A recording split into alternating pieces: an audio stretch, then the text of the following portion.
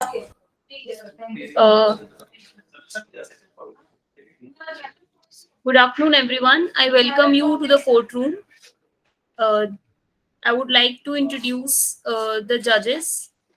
Uh, we are having Vaibhav Srivastava ji as our first judge, uh, and Abhinav Dubey ji as our second judge. Vaibhav sir is a advocate on record in Supreme Court and is having 10-year practice in criminal side. He is passed out from Faculty of Law, Delhi University in 2010. And Abhinav Dubey sir is special public prosecutor in from Saket District Court. He has completed his law in 2008 from Gorakhpur, and has also completed his LLM from Kashi Vidyapeeth in 2013. Sir, with your due permission, I would like to ask, can we begin this court session?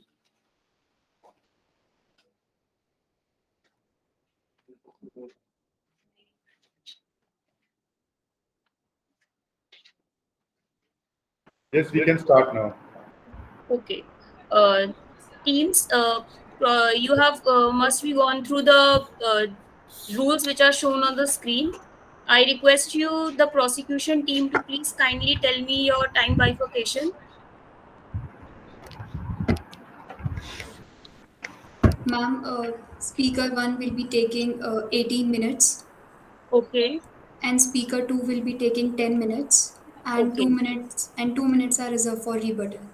Okay, defense team, I would like to request that you drop your time bifurcation in the chat box and kindly keep the chat box open because I will be dropping the times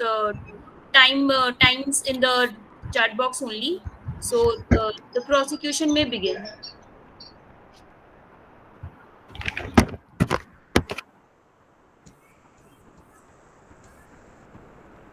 The counsel seeks permission to plead before this honorable court.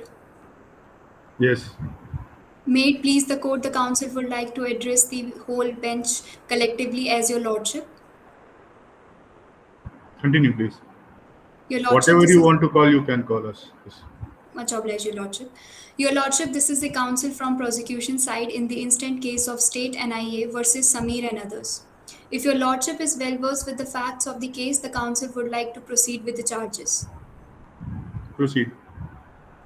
Your lordship, the counsel will be dealing with the charges under section 120, 121, 123, 489B and 489C, and my co-counsel will be dealing with the charges of Indian Penal Code, and my co-counsel will be dealing with the charges under section 201 of Indian Penal Code and section 16, 17, 18 and 20 of UAPA Act. It is much obliged, your lordship. It is humbly submitted before this court that in R. Venkat Krishna versus CBI, the court took the following ingredients in order to constitute a conspiracy. And these ingredients were an agreement between two or more persons where the agreement can be expressed or implied, and the agreement must be regarding an illegal act or a legal act by illegal means. Your lordship, in this case, Monu, Sameer and Kalu Mama were aware of the fact that they have to deliver the fake currencies to the Peter at Pulwama, Jammu Kashmir, as per the directions of Sohail. Furthermore, the money was to be utilized for a terrorist activity of bomb blast. Therefore, there was an agreement of bomb blast between more than one person. Ma'am, how can you say that? How can you say that there was an agreement?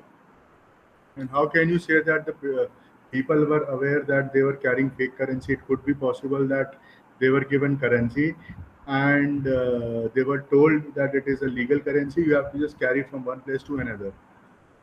Your lordship, during the investigation, the Monu and Sameer has accepted this fact that they were not aware that they were having anything in their bag.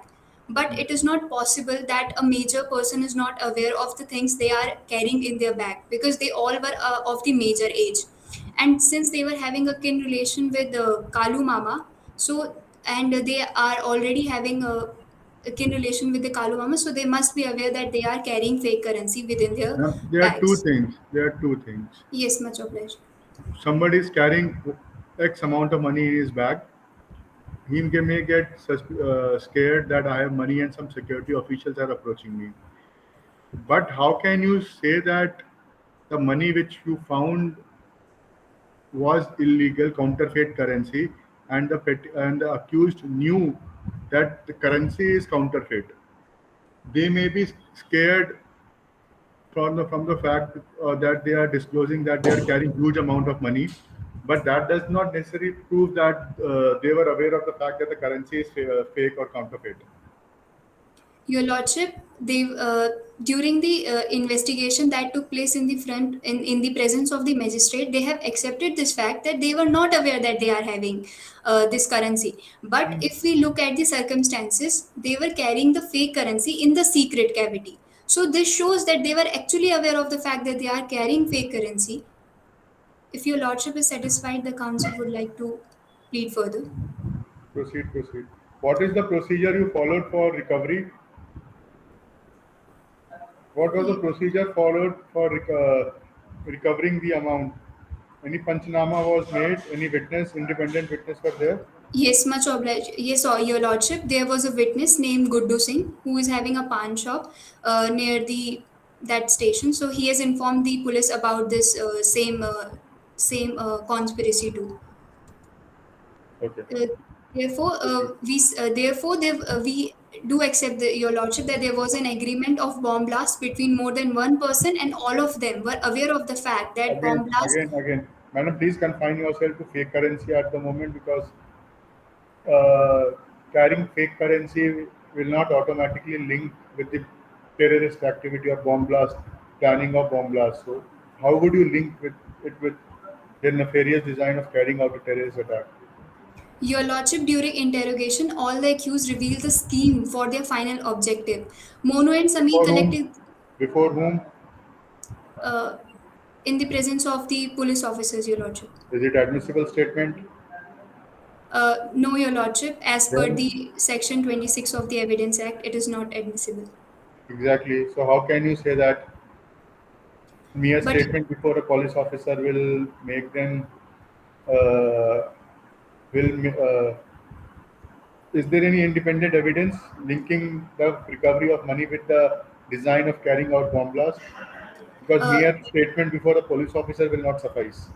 Yes, much obliged, Your Lordship.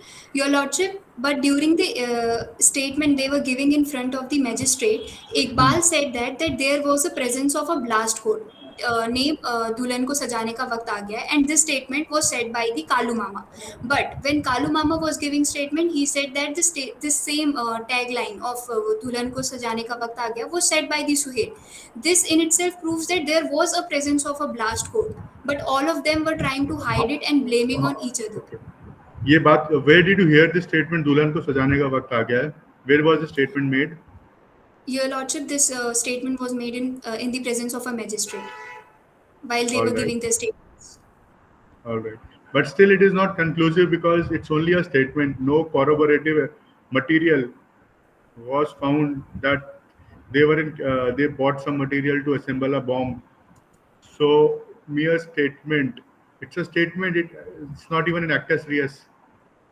Your Lordship, the criminal conspiracy deals with the concept of holding a liability backwards. So here we aim at curtailing any of the terrorist activity and offense before it actually takes place. So we have to infer the things on the basis of circumstantial evidences.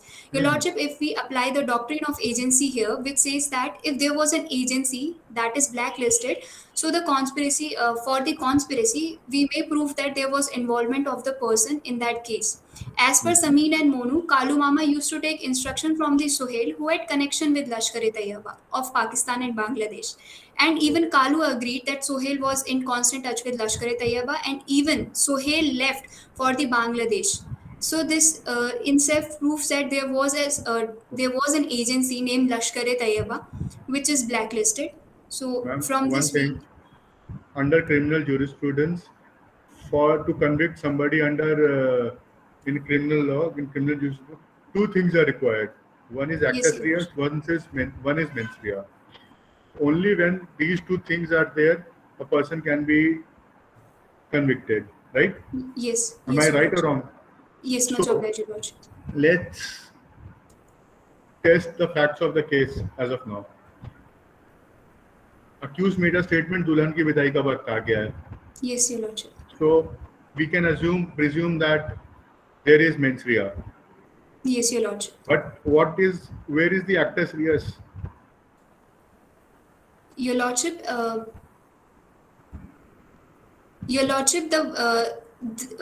actus rea is the moment they started their planning. When they were making an attempt to wage a war. Yes, Your Lordship. Again. Yes, Your Lordship. Planning is mens rea. Where Yes. is the actus reus? Your Lordship, carrying the fake currency is the actus rea. Is it sufficient?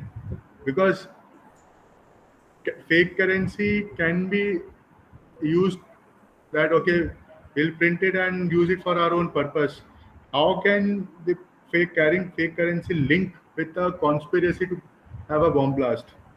Your Lordship, they were carrying fake currency to the Pulwama, which is a very sensitive area when we consider our national It's a- security. It's So- a district in India where 10 lakh, more than 10 lakh people live. Carrying 5 lakh rupees over there in today's time is not a very big amount. Continue. Yes, yes, Your Lordship. Your Lordship, the intention can be inferred from the proven facts and circumstances of the case. Therefore, it is humbly submitted before this court that Samir and Monu, in conspiracy with Kalu Mama, Peter and Sohail, were associated as a gang, which was actively involved in criminal conspiracy for purchasing and procuring the fake currency. If Your Lordship is satisfied, the council would like to deal with further charges.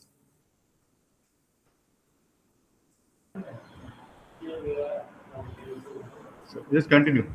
Yes, much obliged, Your Lordship. Your Lordship, considering the elements of Section 121, they say that waging a war or attempt to wage a war or abetting to wage a war against the government of India will provoke the ingredients of this section. Your Lordship, it is humbly submitted before this court that it is previously proved that conspirators were planning to carry out a bomb blast on Indian convoy. Bomb blast is a terrorist activity against the state under the Section 15 of the UAPA Act and could lead to warlike situation at the sensitive border area like Pulwama. Also, the Indian Army convoy is a symbol of sovereignty of India, so any threat to it implies to threat to India. The CDR records are proof of the frequent gatherings of all the accused, and their planning is going on since 2014. Your Lordship, although the war is not waged, but had the plan been successful, it would have led to the severe war situations as the Indian Army convoy would have been blasted. Your Lordship, coming to the essentials of the Section 123, which says that existence of a design to wage a war, and that design must be in the knowledge of the accused. Your Lordship, in State NCT Delhi versus Navjot Sadhu, court held that if accused had knowledge of conspiracy and plans of terrorist attack, his illegal omission to apprise the police or magistrate of the design of the conspirator, which in his act waging war would make him liable for the offence under Section 123. Therefore, it is humbly submitted before this court that accused Monu and Samir were procuring the fake currency in secret cavity of their bags in order to facilitate their delivery at Pulwama.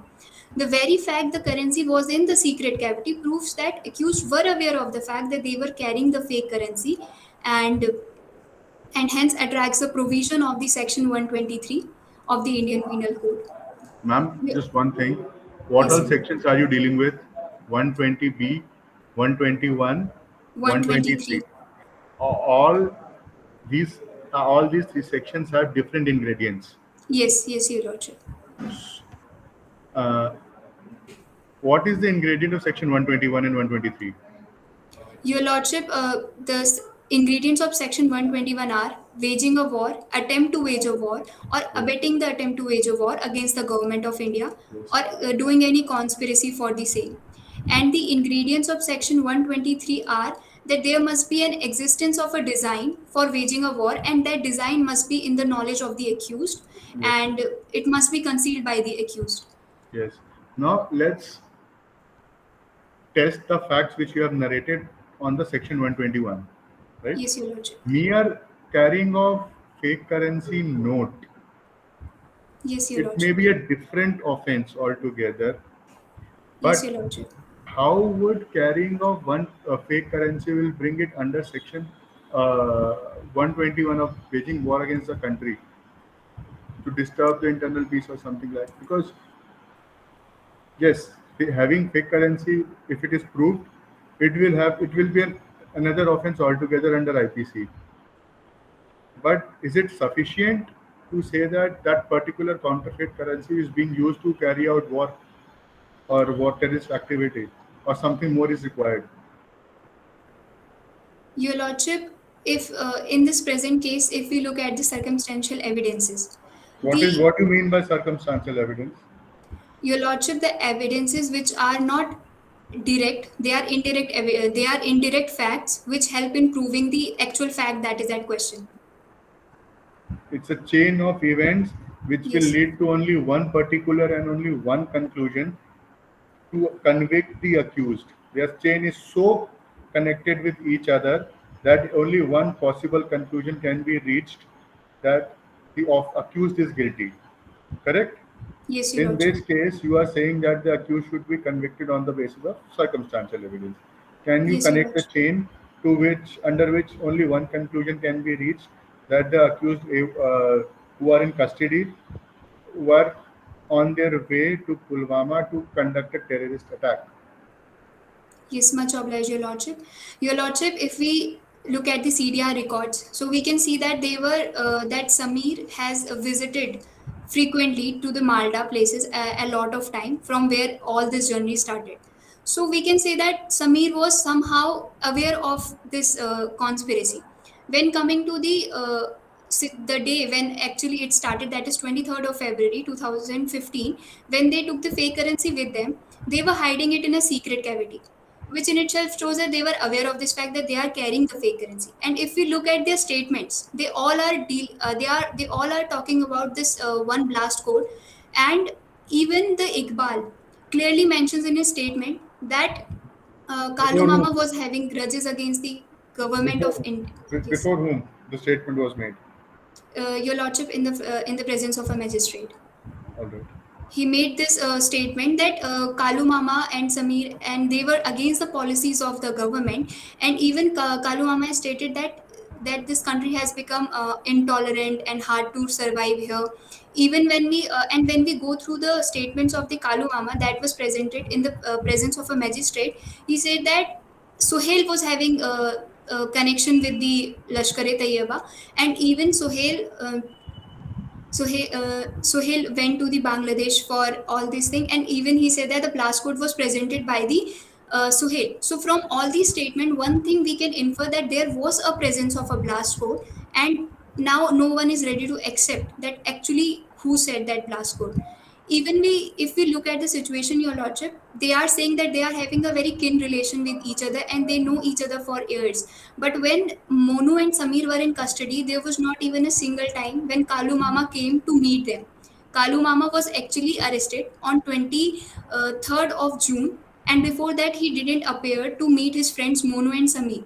So, if he was actually sure that he did nothing wrong, then he must have come up to meet his friend. So, if we look at all these circumstances, we can say that there was a presence of blast code, or have been these fake currencies would have deployed to the Pulwama. There must have been a terrorist attack on 15th of August 2015.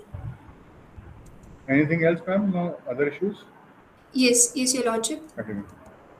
Your Lordship, coming to the section 489B, which talks about using a forged currency as a genuine, we can say that it is humbly we can say that the all the accused were in constant touch with each other, and Samir and Monu procured the fake currency from Kalu Mama, and after the report of the CBI, it was confirmed that these currencies were fake. And the important element of mens rea is also fulfilled here because they were carrying the fake currency in the secret cavity of the bank. And if we look up to ingredients of the 489C, that is regarding the possession of forged currency, the ingredients are: one must be having reason to believe that they are carrying a forged currency and they are going to utilize it. The way fake currencies were hidden in the secret cavity of the bag clearly shows that the accused were aware that they were having fake currency, and since they are of the major age, they must be having a reason and conscience. And if we look at the average human intelligence, a person would must have definitely asked that what he is going to carry in his bag. Your Lordship, uh, As per the statement of Inspector Akash and Superintendent Rupinder, the accused were going to utilize the money for the bomb blast. So these ingredients are sufficient to invoke the section 489B and 489C. But madam, one thing, are the statement of the police officers admissible? That what is the value of statement of the IO or the police officer in this case? They are not aware what these people are going to do. It can only be corroborated with the supportive evidence. Now, looking at the facts of the case, maybe you are very lucky that you have preempted somebody at a very initial stage, but uh, fake currency has been recovered. It has been proven. Okay, an offense under 489 has been made out. But Yes, how Your Lordship. can you say that the particular fake currency will be used to carry out blast? Because before anything could have been done to carry out the section ingredients of section 121 or 123 nothing has been done towards that effect. You have preempted them at at the stage of in Delhi, right?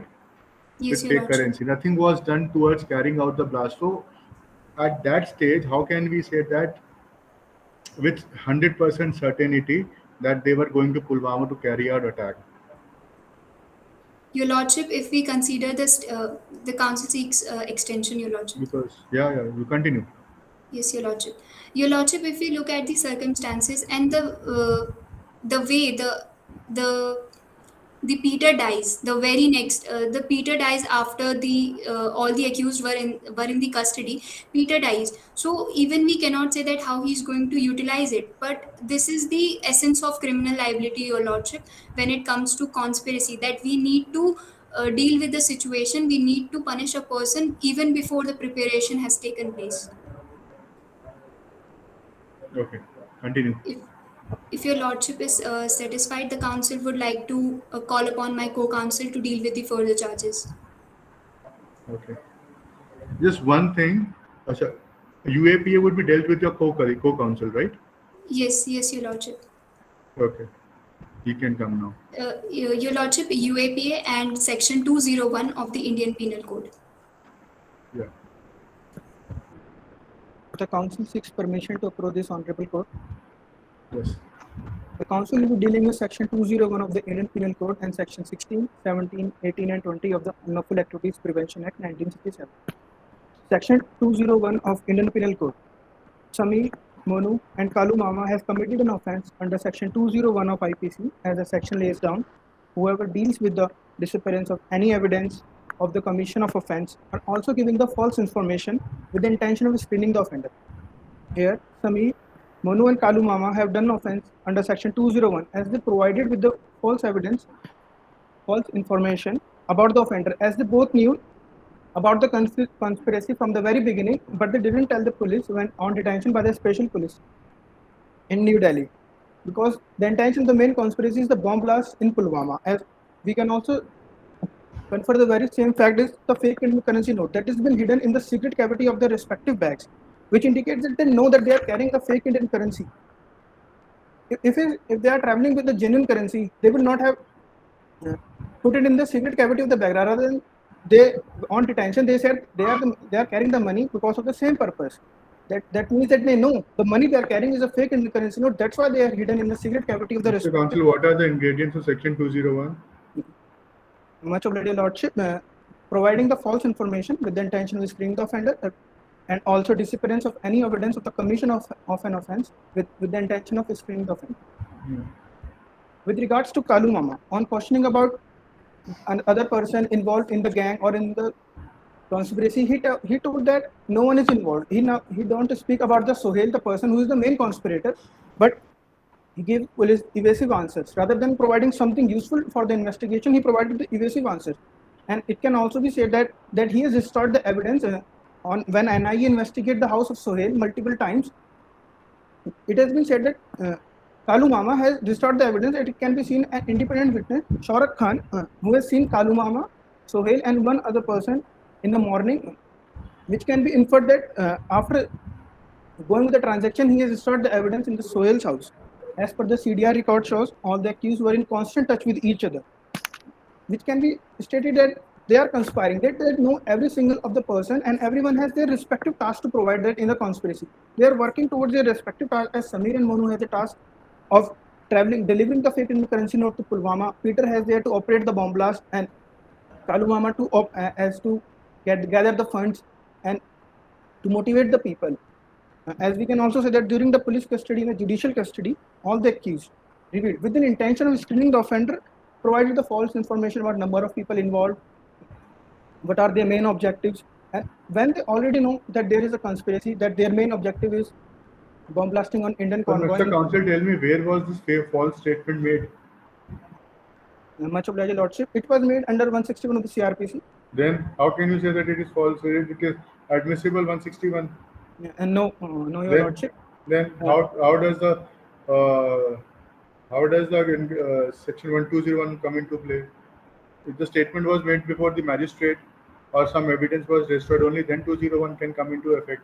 161 statement not being admissible in the court of law, how can you say that an offense is being made out? Much obliged, Lordship. We can say when on detention, they are giving the false information.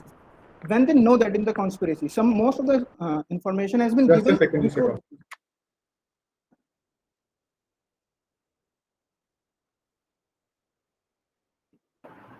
Counsel. Continue, Mr. Counsel. Yes. The Council would like to move to the issue section 16 of the Unlawful Activities Prevention Act. It is humbly submitted before this Honorable Court that Samir, Monu and Kalu Mama should be prosecuted under section 16 of the UAPA Act, which is punishment of the terrorist act. For understanding the terrorist act, we should Mr. understand. Counsel, just a second. If you are coming to UAPA, kindly start it afresh. Yes. Section 16 of the Unlawful Activities Prevention Act. It is humbly submitted before this Honorable Court that Samir, Monu, Kalu Mama should be prosecuted under section 16 of the Unlawful Activity Prevention Act. Subsequently, looking upon the provisions of the section 16 of the UAPA Act, whoever commits a terrorist act shall, if result in death or in any other case, should be punishable with an imprisonment for term of life, not less than 5 years, and with fine both. For understanding what is a terrorist act, we should look at the provisions of section 15 of the Unlawful Activities Prevention Act, which says whoever does any act with the intention to threaten or likely to threaten the unity, integrity, and Mr. security. Counsel, before you proceed, I'd like to ask you, since you are dealing with UAPA, you are NIA, right? Yes, sir. Yes, Lordship. What is the procedure of transferring the case to NIA for investigation? Under section 6 of the Unlawful Activities Prevention Act, subclause 2. Yes. Is any sanction required? Yes, Your Lordship. The sanction by the Ministry of Home Affairs is required. Has it been obtained? Yes, Your Lordship. When and how? Your Lordship, it is mentioned in Exhibit 5 of the moot problem, respective moot problem, which states that the case has been transferred to NIA and NIA has re-registered the case and started investigating for the various. Okay. Continue now. Whoever does any act with the intention to threaten or likely to threaten the integrity, security, unity of India, sovereignty of India. Here the security also means the economic security. As they are traveling with the fake Indian currency note, that means that they are hampering the economic security of the very country. And for understanding what is a high quality counterfeit Indian currency, we should look at the provision B of the section 15 of the Unlawful Activities Prevention Act, which states high quality counterfeit Indian currency means the counterfeit currency as may be declared after examination by authority or a competent authority or forensic authority that the same currency imitates or compromises with the key security feature of our own country. Though these provisions in fact state that the Samir, Monu should be prosecuted under section 16 of the UAPA Act, that is provided that the money that they are being using is going to be utilized for a terrorist act, which can be supported by the statement that everyone has their respective tasks, and Samir and Monu delivered the fake Indian currency note to Peter, who is going to conduct the operation of bomb blast. As Peter knows that he is guilty, has committed suicide by poisoning in Rajasthan. As it can also be said that on 15 August, that is the Indian convoy attack should be done on Pulwama. Therefore, the names stated above should be prosecuted under section 16 of the Unlawful Activities Prevention Act. Now moving on to section Again, 17 of Mr. Counsel, I will repeat the same thing. You are saying that these people were in touch with each other, which can be seen from the call records. How do you prove a call record? It is a technical evidence which has been obtained by the competent authority, How? which is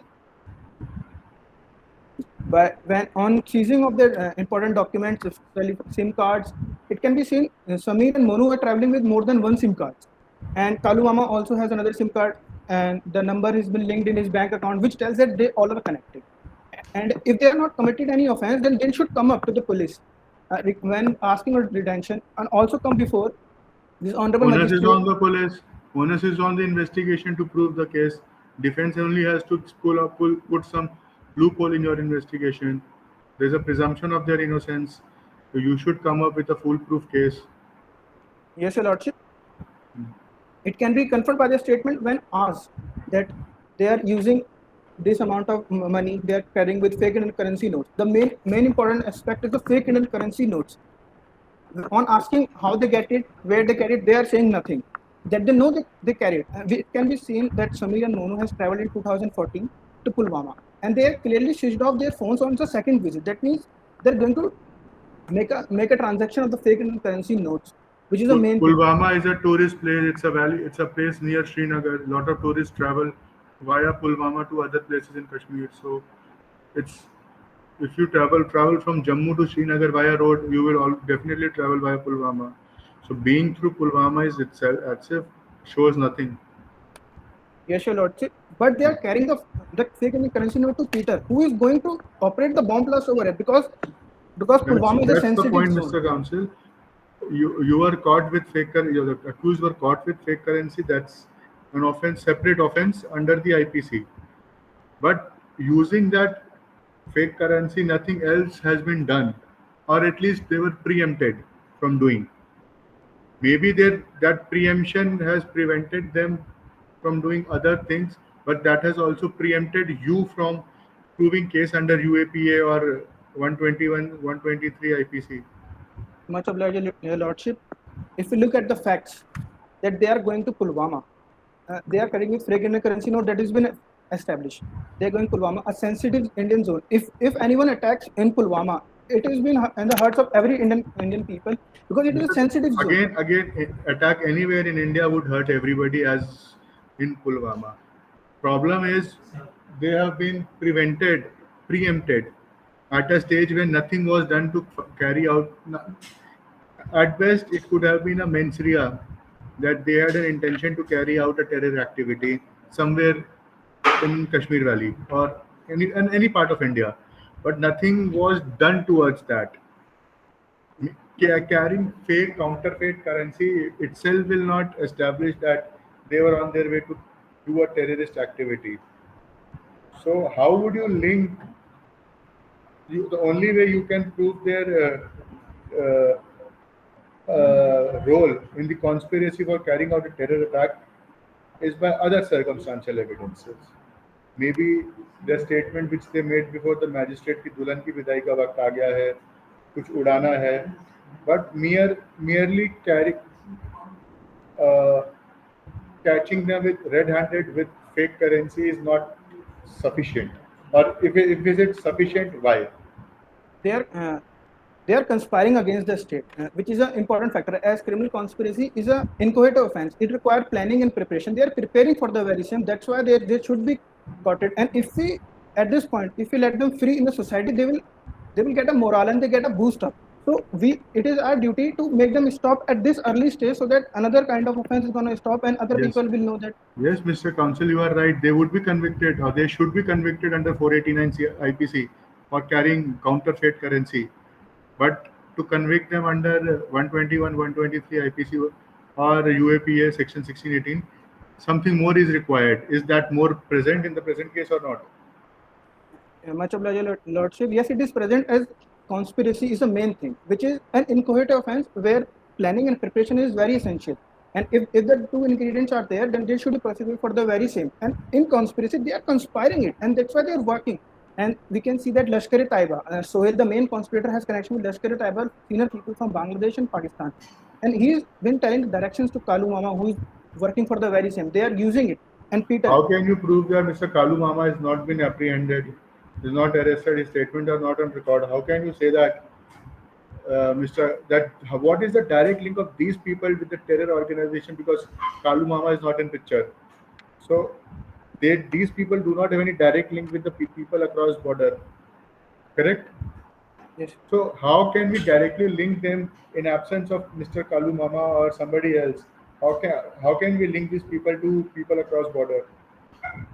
The Kalu Mama has given the currency, the fake Indian currency, to both Samir and Monu. That's why the link is there, and it is a chain conspiracy which can be seen in the very present case, where most of the people don't know, but independently they are doing work for the task, so that they should be prosecuted under the very same. The council would like to move to section 17 of the Unlawful Activities Prevention Act, which talks about the punishment for raising funds for terrorist act. It is humbly submitted before this honorable court that Samir, Monu, Kalu Mama and should be prosecuted under section 17 of the UAPA Act.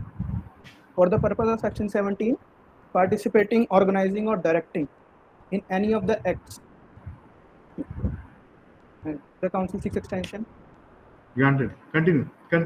Yes. Raising funds and shall include raising or collecting, providing funds through production or smuggling or circulation of the high quality counterfeit Indian currency. Here there is a circulation of the high quality counterfeit currency, which has been proved by the report of CFBL, which proved that the currency is of high quality counterfeit note. And for the same purpose, raising, collecting or providing funds, manner of benefit or individual terrorist gang or organization, as they also form a terrorist gang or organization, which the council will deal in section 20 of the Mr. Counsel, what is the evidence which links these accused to the banned organization or blacklisted organization? Is there any direct evidence? Much obliged, Your Lordship. There is no direct evidence that link them to a especially blacklisted organization, but they have created their own gang. In this instant case, they have created their own gang, which will be dealt by the council in section 20 of the respective act.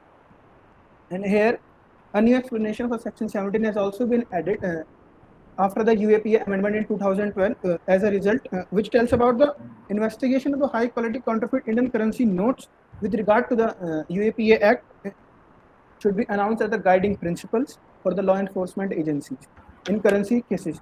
Section 17 does not need particularly purpose, but rather than knowing that such money is likely to execute for a terrorist attack, or in order to give the statute the violation of the very same statute has committed an offence under section 17 of the respective act. Consequently, they are going to Pulwama with the fake Indian currency notes. As the fake Indian currency notes, one more question. These people were apprehended in Delhi. Yes, sir. What evidence do you have that they were on their way to Pulwama? They have a general class ticket for there, and from then they are going to Pulwama. Mr. Counsel, general class ticket में किसी का नाम तो होता नहीं. Nobody's named on a general class ticket. How can we presume that those tickets belong to these people? How was it? At what stage the ticket was procured? Was the ticket found in their possession? The tickets were found in their possession, which is being seized by the special police cell. Your Lordship, the point that council like to mention here is, if we let these people free in the society, there is a thing that these people will get a boost, that if they do something and they find a loophole in the very same act, that these people will get free in the society and conduct multiple operations like that. And we don't want another Lashkar-e-Taiba, another attack on 2008 on our soil. That's why we are working with the same thing, the conspiracy, the chains conspiracy, the fake currency notes. They are linked through the call detail records, and they are saying that they are working for the upliftment of the society, but they are not. They are collecting the funds. They are collecting the funds that they require. The statement which you are making is correct. No criminal should be let out in society so that he can carry out any crime in future.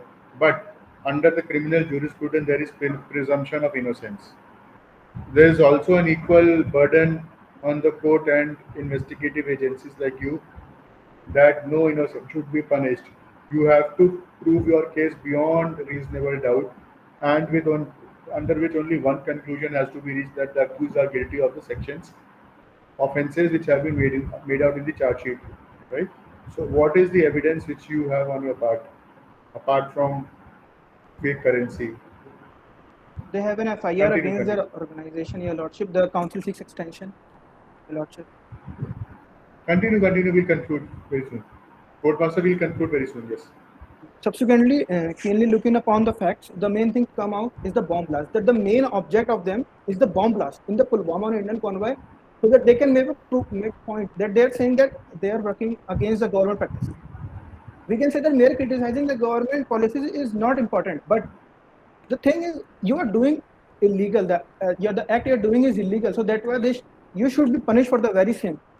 And we can see the call detailed record of Samir and Monu, and we show their presence on Malda on 24th and 25th of July and 26th and 25th and 26th September, where they have clearly switched off their own cell phones. And we can see that FIR has been registered against the very same organization when they first worked for the organization, because they're providing hate speech. Again, Mr. Counsel, one thing. Their call records. How do you prove call records first? Then I'll go to my second question. The call records has been. How do you prove call records? Electronic evidence. What is the procedure of proving electronic evidence in a court of law? It has been mentioned in the Indian Evidence Act, section Council seeks ignorance of that shit. Okay. Your researcher may come, may check and apprise us at some appropriate stage. Second question. These people were traveling across India, correct? Right? Yes. And legally they can travel to any place in India. So how does it link them to conspiracy? The thing that linked them to conspiracy is their intention and their motive that they are carrying with themselves. All right. To conduct an. Now conclude as soon as possible. The council will like to move on section 20 of the UAPA Act, with the last act. Punishment for being a member of a terrorist gang or organization. Any person who is a member of a terrorist gang or a terrorist organization which is involved in a terrorist act shall be punishable with imprisonment for a term which may extend to imprisonment for life, and shall also be liable for fine. It can be said that all the accused are directly in touch with each other through the call detailed records, as the technical evidence which is said that the Peter are in constant touch. When you form the definition of a gang or organization is not been defined anywhere in the act, but it can be ascertained with the facts of the case, as every single person is working as a gang, as their boss is the main conspirator Sohail, who is giving direction to Kalwama, who is using their puppets like Samir and Monu as a chain conspiracy that you do that work and Peter gonna operate that and I'm gonna raise the funds. And but also they also have a blast code. In a gang they have a blast code. That means that if any person being caught in any stage of the crime, they will be said, we don't know about it, that's an instant case. But they have a blast code. दुल्हन को सजाने का वक्त आ गया है. That is the blast code, which signifies that there is a gang, an organized gang, where the boss has been the main culprit is Sohail and is working with Kalwama, so that they should all be prosecuted under section 20 of the UAPA Act. Finally, the council. In any case, without a bomb, Dulan ki vidai ka waqt statement is irrelevant. Had there been a bomb recovered, then a statement would have been made that Dulan ki vidai ka waqt hai, so it would have linked them to a bomb blast. Without even any blast material, any explosive recovered, this statement is mere statement which won't cut any ice. Much obliged, Your Lordship. We can ascertain the very same fact that Peter is the main person who's going to operate the bomb blast. During the investigation, it is found that Peter has committed suicide because he knows that he will be caught and he should be not able to provide any proof that he is not guilty. That's why he died of the poisoning in Rajasthan. That's why the prosecution is not able to find much more concrete evidence on that. All right, Mr. Counsel, let's conclude now. Therefore, in the light of issues raised, argument advanced, and authority cited, it may please the court to declare, hold or adjudge that the charges framed under the IPC and the UAPA Act sustainable on the grounds of the reasonable apprehension of the guilt on the part of all the accused in an instant case, or pass any order it may deem fit in the interest of equity, justice, and good conscience. All right. Now we can have the defense.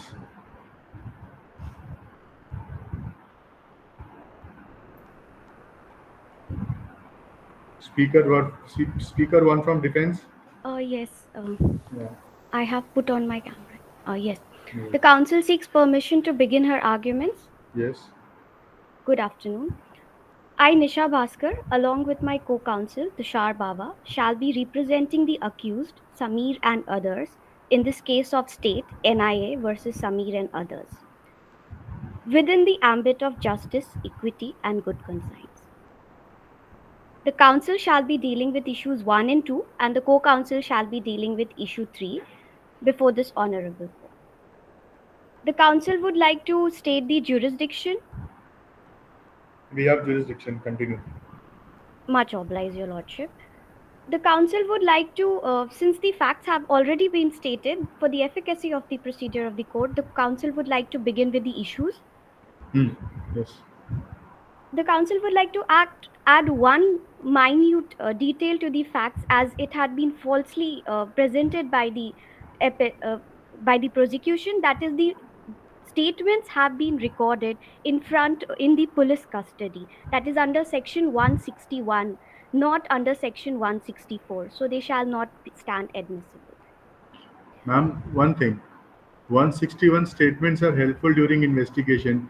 Statement which the accused make before the police officer and police of investigating of agency does their investigation based on basis of that statements.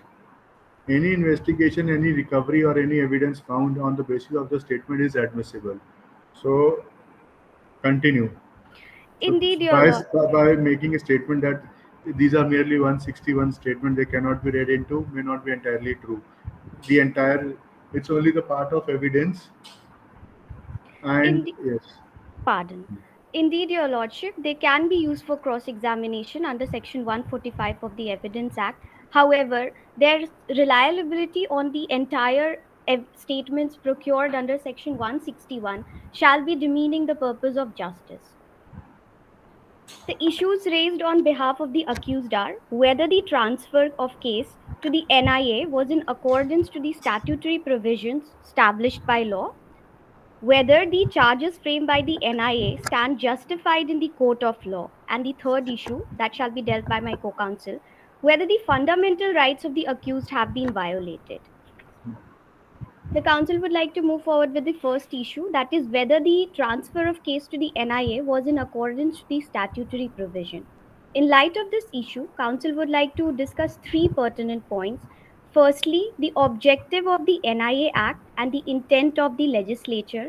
Secondly, filing of the second FIR and the subsequent charge sheet filed by the NIA.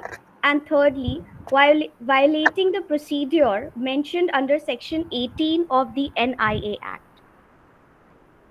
Beginning with the first point, Council would like to request the court to visit Exhibit 5 of the factual matrix, wherein the sanction order by the Ministry of Home Affairs states it was established that the said accused persons have been actively dealing with militant activities and FICNs and assisting militant groups.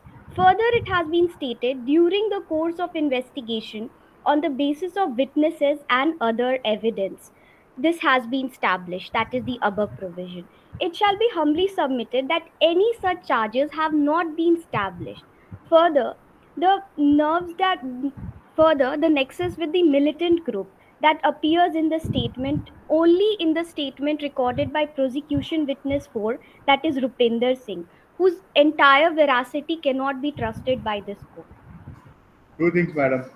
Indeed, Your Sanction Lordship. has been granted by the Home Ministry. In their assessment, they believe that the accused person, people whom you are representing, may be involved in terror activities. They have applied their mind. They have granted their sanction for prosecution. Now, thereafter, the matter has came before the court for trial. Now, facts would be established after trial. Prima facie, the government is of opinion that some terror activities or some people have prima facie committed an offense under UAPA, so sanction is proper. How can you say that sanction is not proper or jurisdiction is not proper? Indeed, Your Lordship, the sanction might be proper. However, the point that the council would like to raise here is that it is the duty of the judiciary to augment the government wherein something wrong has been done on part of the government in the interest of the accused and the victims. in here, as your lordship stated, maybe the entire argument, the entire bedrock on which these statements, these sanctions have been formulated, has not been established and has not been. Indeed, it Exactly. is. They are here. That's why the trial is going on. That's why the trial is going on. The government is Indeed, the prosecution is of opinion that uh, some crime has been committed that needs to be tried. indeed, That's indeed, your lordship. that's The that's government why is you are of before the. a court of law, independent judiciary. How so?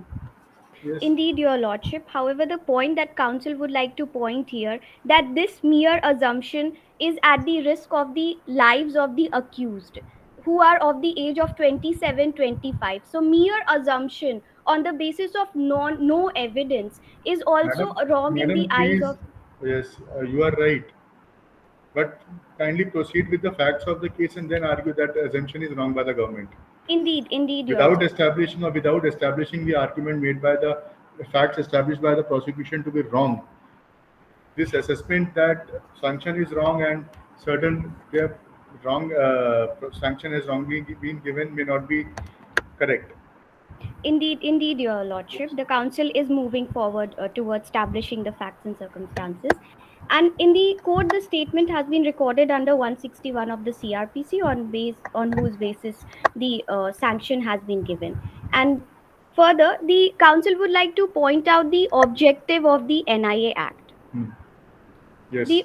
Indeed, your lordship. The objective of the NIA Act, which states. Continue, ma'am. Indeed, indeed, your lordship. There has been some technical issues.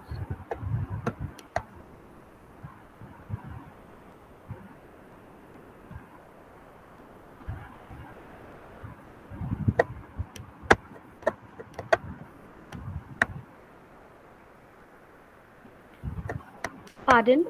It states an act to constitute an investigation agency at the national level to investigate and prosecute offences affecting the sovereignty, security, and integrity of India, security of state, friendly relations with foreign states, and offences under Act enacted to implement international treaties, agreements, conventions, resolutions of the United Nations, its agencies, and other international organizations, and for matters connected therewith or incidental thereto.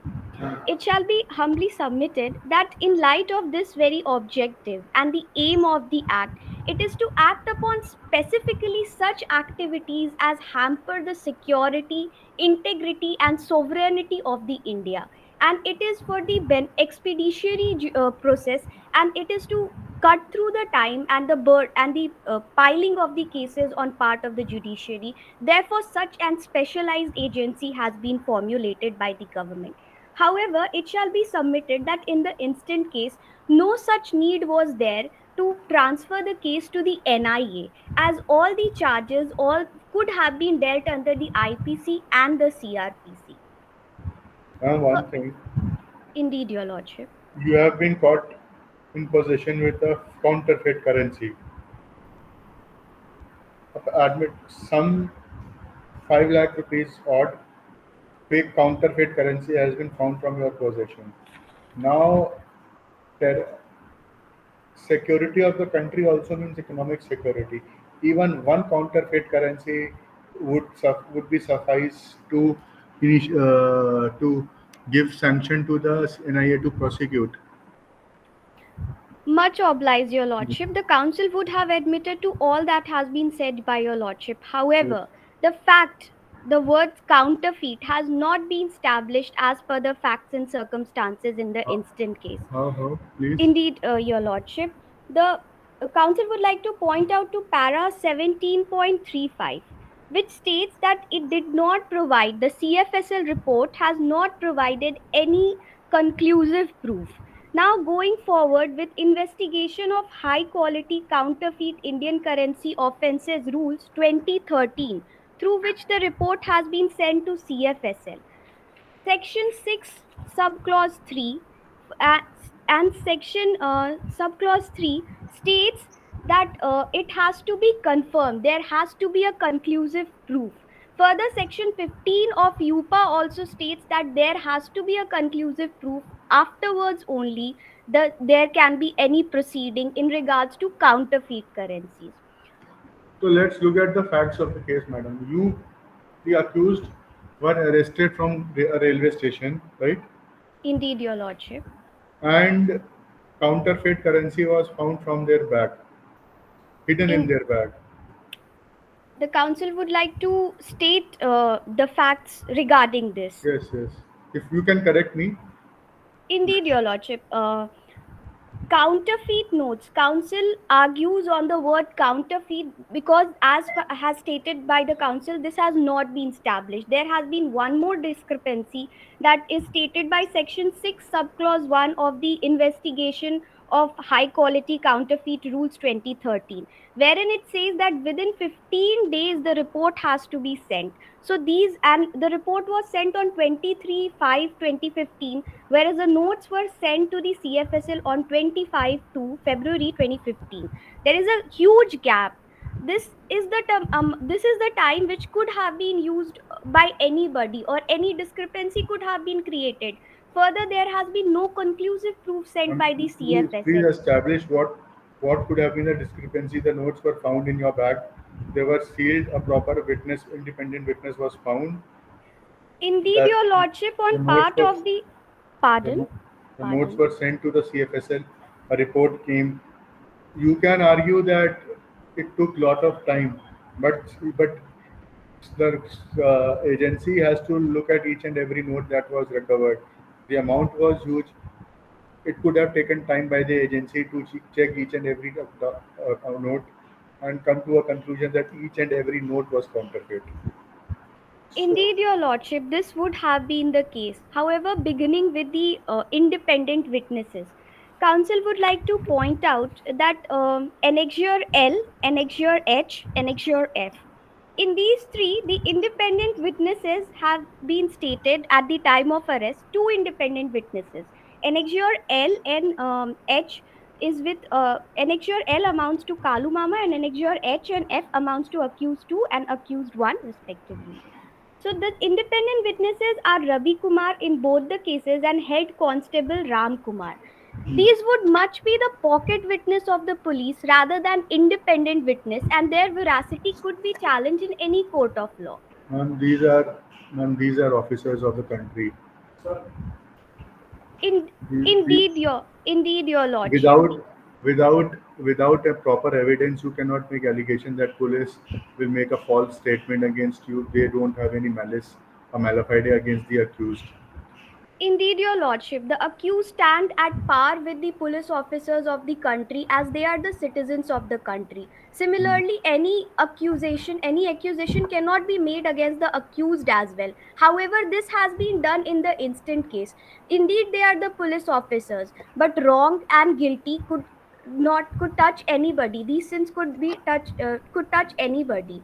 So these, just by the mere fact that they are police officers and they have not committed any wrong, this cannot be established, and this cannot be even negated that even they are police officers, and the very fact that they are police officers, they cannot commit any wrong. Has this been the status, there would have been no custodial crimes, there would have been no custodial rapes, and there would have been no See, custodial torture. see, in criminal jurisprudence, stick to your case. First, establish that something has happened in some other case that will not vitiate the present trial.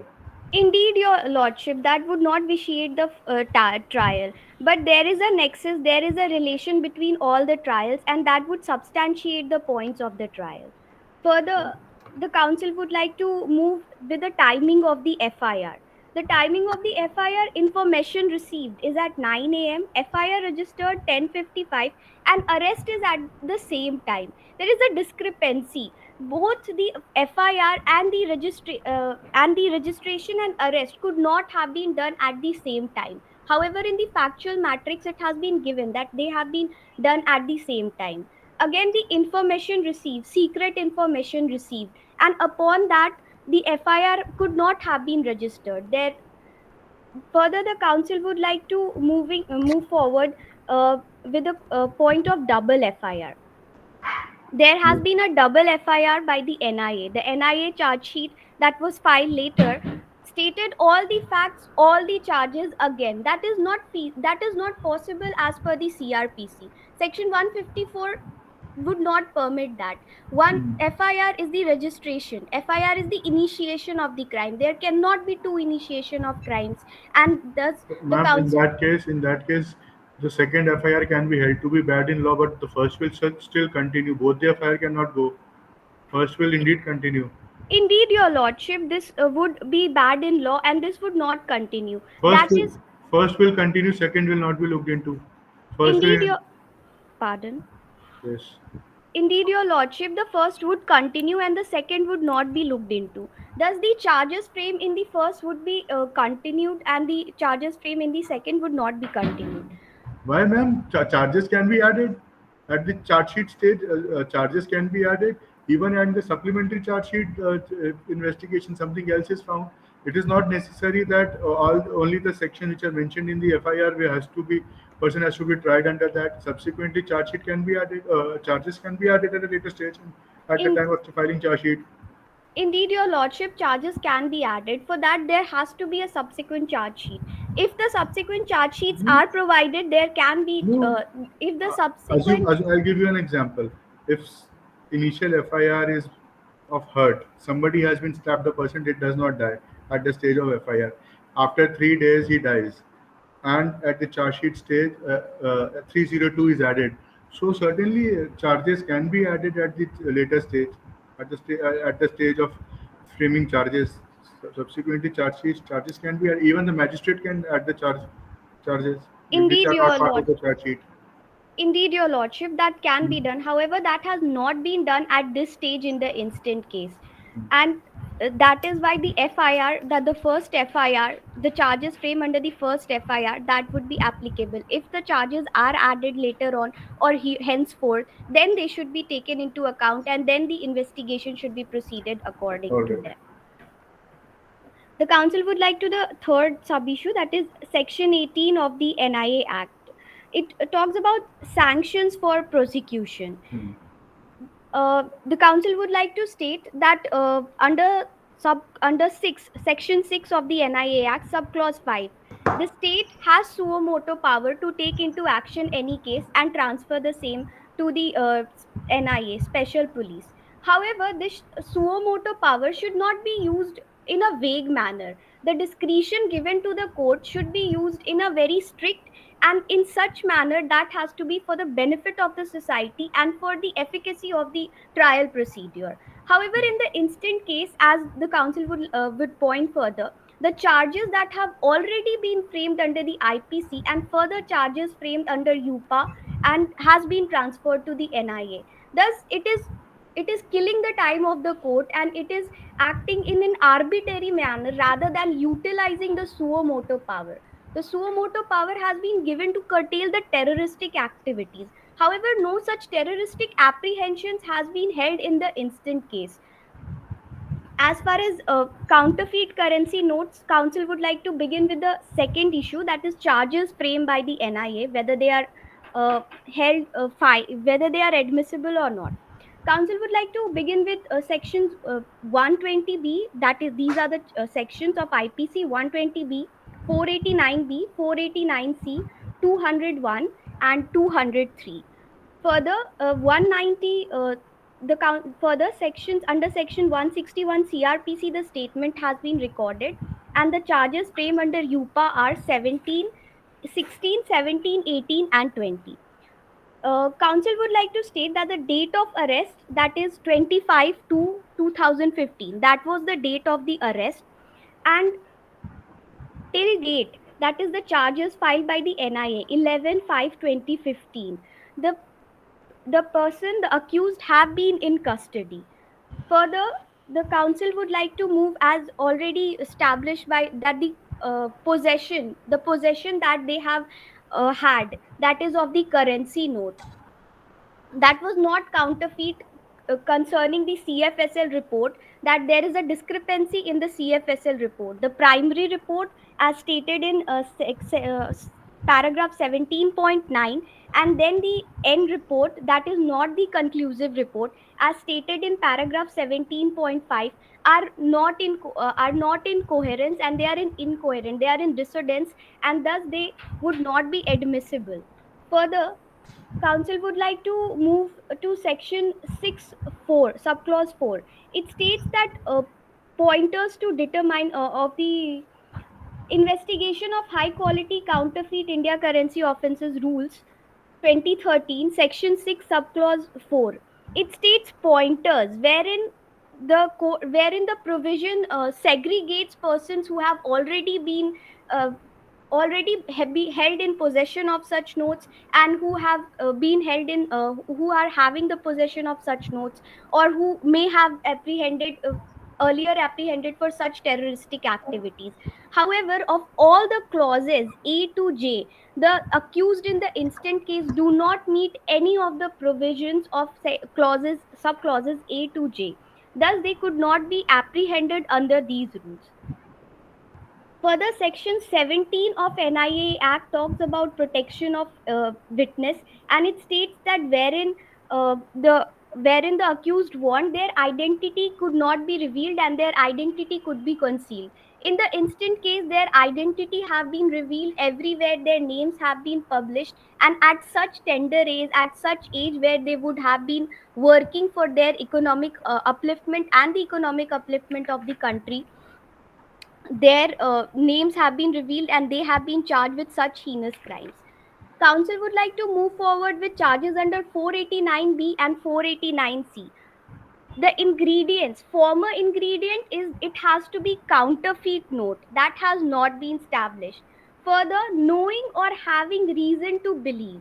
The statements given by the accused Ma'am, one nowhere. thing, ma'am, one Indeed, your thing. lordship. Kindly, the notes which were recovered were hidden in your bag. There was an independent witness to it. There was. So somewhere it has been as you are in possession of illegal notes. They were hidden in your bag.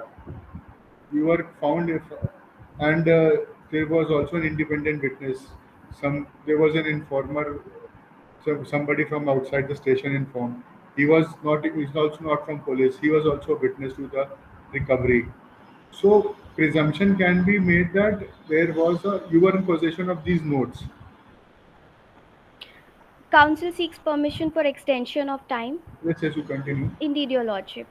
Council would like to state that on mere presumption, the charges could not be established because these are criminal charges. And This is not presumption. There is fact. There was an independent witness who was present at the time when the notes were recovered, hidden in your bag.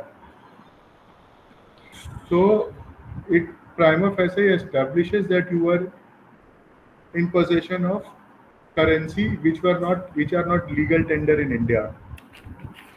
indeed, your lordship. However, the council does not believe on the veracity of the independent witness because the accused, the council, because the accused were members of All India Conference of Youth Union, and as has already been stated that they had different tendencies with the government. On the lines of the state, they had different agendas. They were part of the pressure group. The council would not deny that. However, being a part of the pressure group and having agendas different from the government would not. See, there was an independent witness. There were police witnesses. Recovery from your bag, notes which are not legal tender.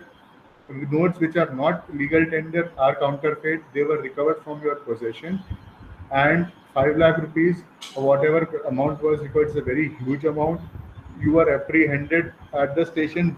You there was a general ticket found from your that you were heading towards some other part of the country, and you were in touch with some Kalu Miya, who was indeed touch with people across the border. The chain seems to be complete. People from across the border, not from very friendly locations, were giving instructions to one Kalu Bhaiya, who indeed was in touch with you people. You people traveled from one place to another. you were apprehended at a railway station. There were police personnel who apprehended you. There was an independent witness. Notes were found from your presence. Then you made a statement before the magistrate that दुल्हन की विदाई का वक्त था.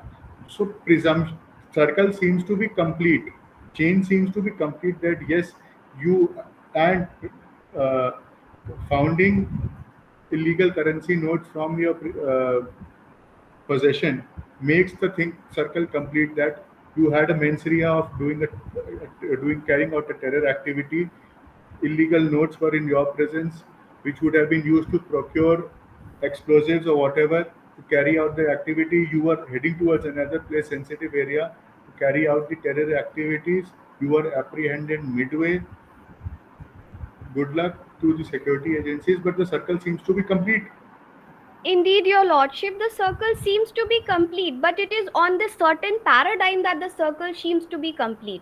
However, when we have a shift in the paradigm, the circle is not complete. Then what is Because the shift in the paradigm? Tell me. indeed, your lordship, these members were I'll passed tell you. as stated. The council requests to complete her argument. Indeed, your lordship. The these members, these accused, were members of All India Organization. They were in constant touch with each other. This was a non-government organization, and funds were received from everywhere. The council seeks permission for Continue, extension. continue. These were members, and they were working together. So getting funds from states, maybe they were not friendly states, but that does not certify that there were not friendly people in the non-friendly states. Having funds is different thing. Having illegal currency, counterfeit currency is different thing. Indeed, your lordship, but the illegal currency has not been established. It has not been established, and the CFSL report is not concurring. There has been no corroboration to that, and CFSL, the notes were recovered. Independent witness was there. Report was there by CFSL. Anyways, conclude shortly. the CFSL, indeed, your lordship, the CFSL report does not state, it is not, there is no conclusive proof of the CFSL report. The council would like to state about the UPA charges. It would state that Article 20, subclause 1, it states that there should be no double offences. However, in the instant case, section 16, that is punishment 7, punishment for raising funds, for that could have been dealt under 489B, 489C, and they are being dealt with. Further, section 18 of UPA, punishment for conspiracy, that is 120B and 121 and 123 of the CRPC, of the Indian Penal Code, that is chapter 6. Further, 20, section 20, punishment for being member, and that is under 120B. So these charges have been framed on them, and these are the double charges. Indeed, we are at the initial trial stage, and these have not been established, and there has been no conclusive trial. However, the mere framing of charges, the mere acquisition on the part of the accused that these charges have been liable on them is wrong, because there have been no conclusive proof. The witnesses, the police witnesses, their statements, there has been no corroboration to that. Prosecution witness 4 is the entire is this bedrock of the entire of the prosecution case. The statement given by prosecution witness 4, there has been no proof of beyond reasonable doubt. That is the crux. They are accused, but they are not guilty. They are innocent until they would be proven guilty. Thus, in the instant case, these charges, and in light of certain sanctions, these charges, as has been established, would not be established on part of the accused. And the currency, the counterfeit currency, that is not established as counterfeit currency. The council would like to rest her case and request speaker 2 to proceed. Thank you.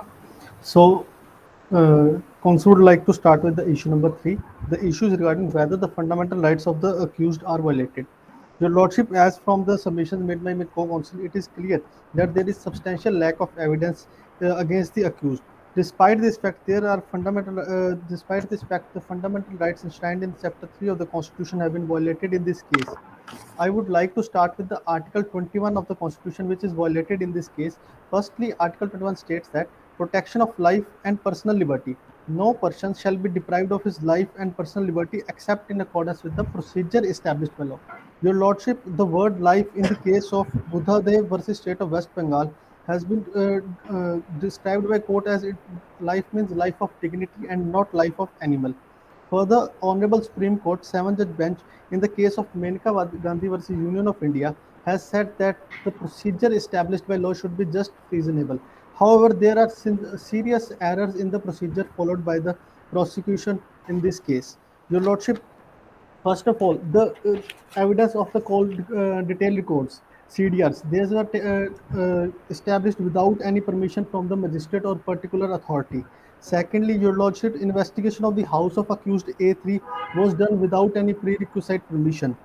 Thirdly, Your Lordship, in the case of Arnesh Kumar versus State of Bihar, I would like to say that under Article 440, Section 41B of CRPC, the court said that the process of investigation shall not be this process of Section 41B shall not be done in a routine manner.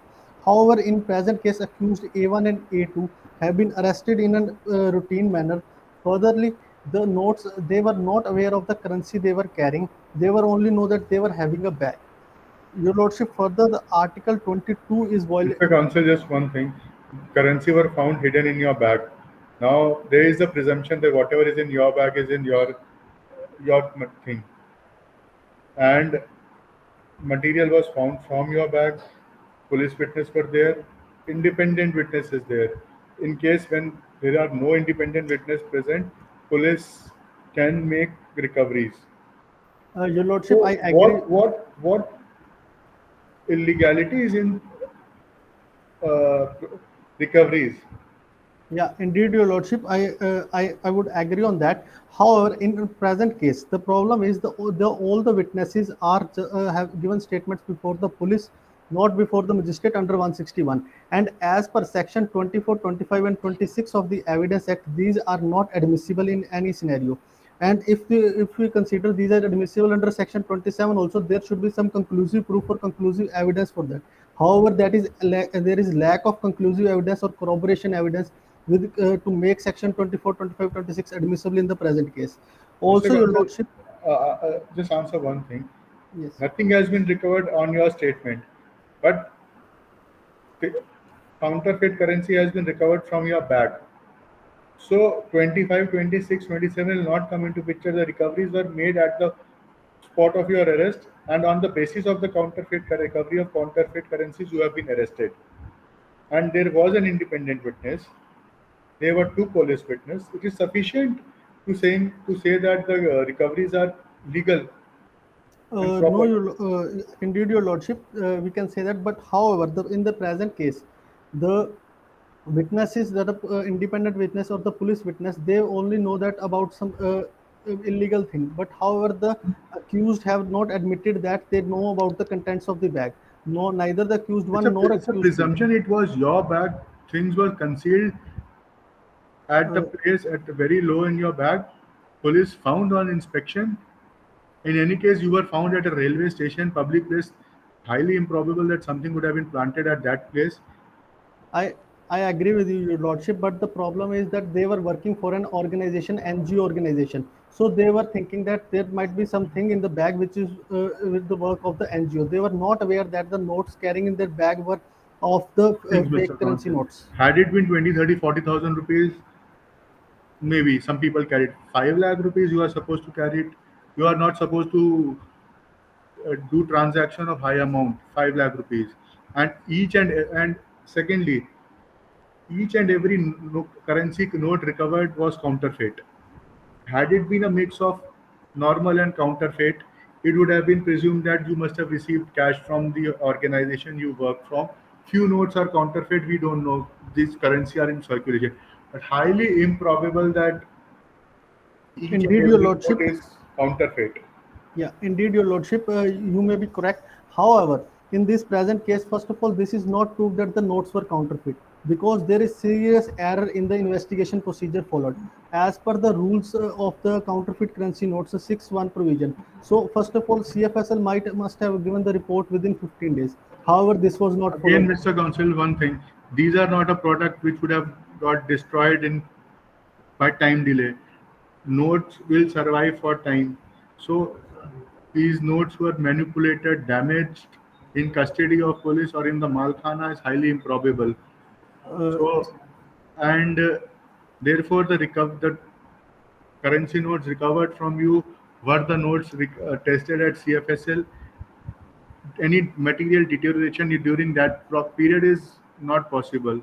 So, it is presumption. It can be presumed that the notes which were recovered from you were counterfeit as established by CFSL. Indeed, Your Lordship, we can say that there was the notes were correct. However, the serious errors in the investigation procedure, I would like to highlight 3 or 4 main clear errors which raise the doubt on the accuracy of the notes. First of all, Your Lordship, any person can be held in detention for a period of 90 days. And in our case, for if we want to keep him detention under more for period, for example, in UAP Act, we have section 43D, which says that one can take permission from magistrate and extend it to 180 days. However, no such permission was taken. Secondly, it took around 120 days to transfer the case from the police to NIA. Thirdly, the time period of 15 days was overlooked to 2 months. There is no In that justification case, Mr. given. Counsel, you should have moved a bail application on time. These things will not say that this may be a procedural delay, but certainly it will not take away from the fact that counterfeit currency were recovered from your possession. I agree with you, Your Lordship. However, procedural delay in 1 or 2 things is admissible because irregularities are everywhere there. But a lot of irregularities confirm it to make an illegality because it changes it to illegality, Your Lordship. Further, I would like to add some more points on that. Your Lordship, the entire process conducted by the police or the prosecution was self-incriminatory in nature and violative of the Article 20 of the Constitution. Article 23 of the Constitution says that no person accused of an offence shall be compelled to be a witness against himself. In this case, Your Lordship, the entire evidences taken by the witnesses were in front of the police, and they have self-admitted that, and that also in the custody of NIA or police. In earlier statements, they have denied these facts. So there is a possibility of some torture in the police custody or NIA was for taking these evidences, Your Lordship. Mr. Counsel, don't make a statement which we cannot be corroborated by independent or which is not part of the record. Indeed, Your Lordship. However, if we look in these statements, all statements are not within the section 27. They are all under 24, 25, 26, so can't be used. On this aspect, you are correct because no recoveries has been made from your record statements. Therefore, statement before the police cannot be accepted, but certainly 161 statement can be used for investigation. Yeah, Your Lordship, I agree with you, but it can be used for investigation, but there should be some evidence proof in the investigation which makes the accused guilty. Okay. However, there is no corroborative evidence in either of the statements which proves that the accused were guilty in the present case. Further, the time period in which the accused were kept in detention, Your Lordship, is a lot more which also violates their personal liberty, their freedom, because the police has not been able to prove even a single evidence which corroborates any of the statements given by either accused 1, accused 2, accused 3.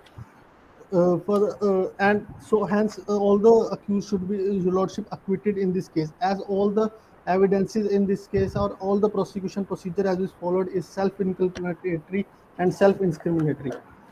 Further, I would like to keep a prayer, Your Lordship. Wherefore, in the light of the issues raised, arguments advanced, and authorities cited, it is humbly prayed before the Honorable Court that acquit accused 1, 2, and 3 of all the charges as due to the lack of evidence and due to the lack of evidence or pass any order, direction, or relief in favor of respondent that this Honorable Court may deem fit in the interest of justice, equity, and good conscience. For this act of kindness, the respondent shall duty bound forever pay. Thank you. All right. Prosecution, any rebuttal? Yes, Your Lordship. Yes. Open your video and My co-counsel has, my defense counsel has mentioned a point regarding the reliability of the fake Indian currency notes CFSL report. Under section 65, the subclause 4 of the Indian Evidence Act, the call detail record can be used as a secondary evidence in the very case and accuracy of the notes. And if my client is saying that they're carrying a note, but you don't know that the currency is fake. But if you look, the currency that has been seized, the number of the currencies has been different. That means the number on every note is different. That means that the currency is fake. They know every single currency. They're working for the very same. That's why they've taken the time. And another point that my defense counsel has mentioned, the fundamental right of the accused. Here we can take an example. If a person has committed a murder, you cannot plead under Article 21 that this person should be freed in society because it will curtail his personal liberty. He has committed a crime. That's why he should be detained. And on investigation, we are investigating. The police require time. We are dealing with some serious offenses over here, terrorist offenses. That's why we require certain time amount of investigation. That's why the investigation is been taken. And one of the points that my co-counsel has mentioned, Article 20, self-incrimination. Yes, it is true that through self-incrimination it cannot be, but the sole case of prosecution is not dependent upon the 161 of the CRPC. It depends on the investigation done by the NIA at different points where the facts has been proven. And one of the points that the co-counsel has mentioned is the All India organization. If you are saying that your organization is very good, working for the upliftment of society, then why there is an FIR filed against your organization? That means you're working something against society. You're not working for the upliftment of the people, but rather than you're working for your own purpose. You wanted to show the government that you are wrong and we are right. Yes, it can be changed, but in your case, your intention is not to correct the government. Your intention is to make a point yourself that if we don't agree with ourselves, we make a bomb blast, we do that, we hamper. You're doing illegal act. That's why there is an FIR filed against your organization. And as for the beyond reasonable doubt, the prosecution has proved beyond reasonable doubt, like when we talk about 120B of the criminal conspiracy, it is an inchoate offense where planning and preparation can take you to an offense, you will be held guilty. And you are also working as a chain conspiracy here, where the person are independently working on their own part and working.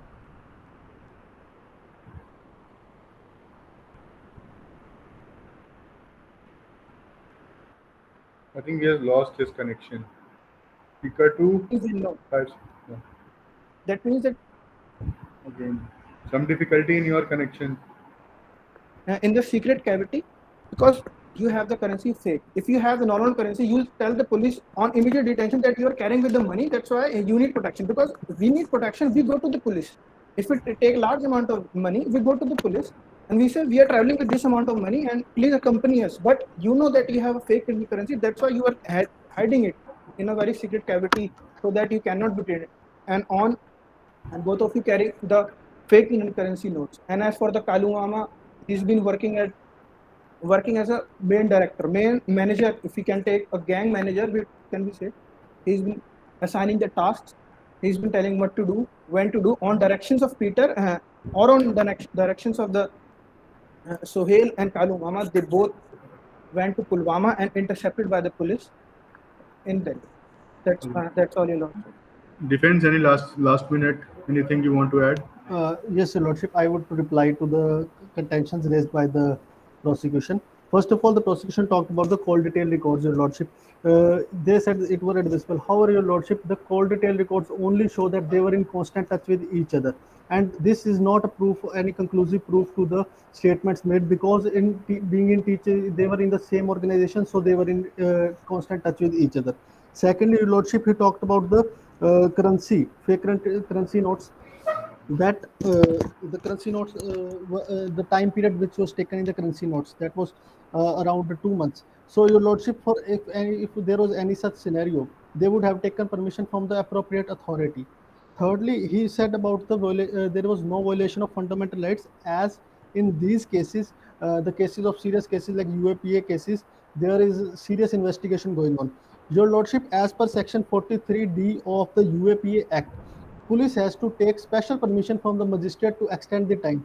However, this was not done by the police. The time period maximum they were having for the investigation was 90 days, which was moved on to around 270 days to complete the entire investigation, which is clearly violation of the fundamental rights of the accused, Your Lordship. Okay. So, in my further statement, I would like to say that there was no charge proved on the accused in this case, Your Lordship. All right. Thanks a lot, everyone. Thank All you, of sir. you were really good. All the best. Hmm? Really impressive, all of you. Thank you, Request sir. court master. I request all the speakers to and researchers to leave now. You all were really good. Yes, sir. Uh, yes, sir. I request all the team members to kindly leave the courtroom.